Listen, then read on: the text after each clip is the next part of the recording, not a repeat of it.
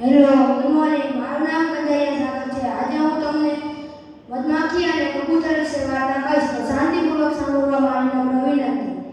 એક મોટું જંગલ હતું, જેમાં એક મધમાખી ઉડતી નદીના કિનારા પાસે જઈને પહોંચી.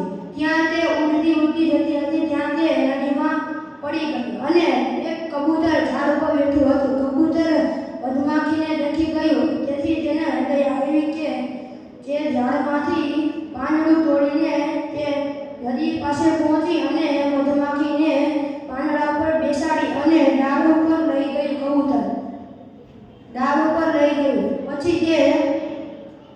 પછી તે મધમાખીની પાંખો સુકાઈ ગઈ. પછી તે ઉડીને ચાલી ગઈ. પછી મધમાખી બીજી વાર કબૂતરને પાસે ગઈ અને તે કબૂતરને કહ્યું, હું તારી મદદ પણ ક્યારેક કરીશ.